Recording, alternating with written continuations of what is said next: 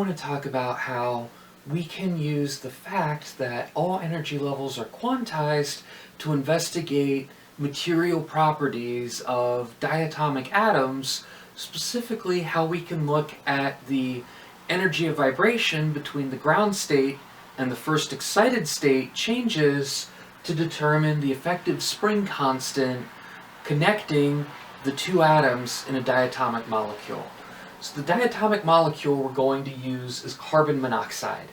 And for a double mass oscillator, where we have masses on either end and a mass with a spring constant K in the middle, the resonant frequency is equal to the square root of the spring constant of the spring connecting the two, or the spring-like force connecting the two, divided by the effective mass on that spring, which is the reduced mass of the molecule.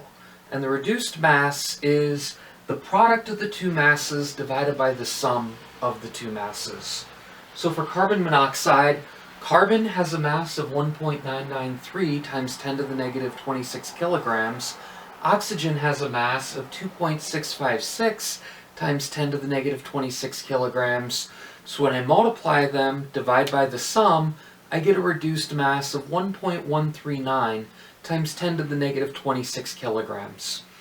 Now, for a quantum oscillator, as opposed to a classical oscillator, the lowest energy state happens at 1/2 of the Planck energy times the frequency of our oscillator. Remember, Planck's semi-classical resonance model was that you could have an integer times a constant times the frequency of the oscillator for the energy level. With proper quantization, we end up having an integer plus 1/2 for a quantum system. So the lowest energy transition we could have would be from the nu equals 0 to the nu equals 1 energy level. And regardless, as long as we go up or down neighboring energy levels, our energy of transition would just be Planck's constant times the frequency of our oscillator.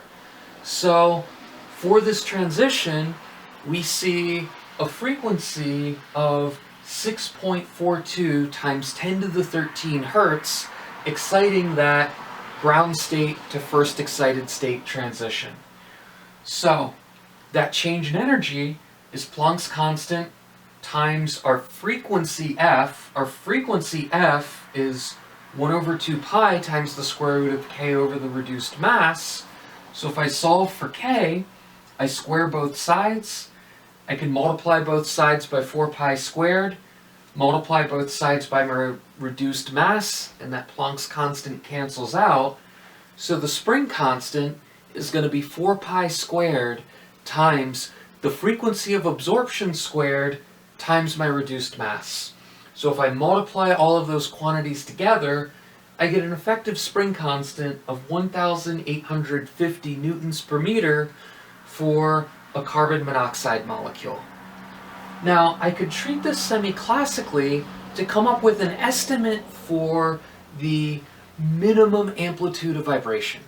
Now, the minimum amplitude of vibration would occur at the minimum energy. So for a classical system, we'd think, well, there's no energy, there's no vibration. Well, in a quantum oscillator, the smallest amount of energy would be 1/2 times Planck's constant times the oscillator frequency. And the energy would be equal to 1/2 times the spring constant times the minimum amplitude squared, thinking of that oscillator semi-classically. Well, that 1/2 cancels out, and that tells me that my amplitude squared is Planck's constant times the oscillator frequency divided by the spring constant. So if we didn't have the transition frequency but we had k, we could use the fact that the frequency was the square root of k over the reduced mass divided by 2 pi to solve for the minimum amplitude. We could use the frequency of transition because it's the same. So if I take Planck's constant times 6.42 times 10 to the 13 hertz, divide by 1,850 newtons per meter, and take the square root, I get a minimum amplitude of 4.8 times 10 to the negative 12 meters. Thanks for watching.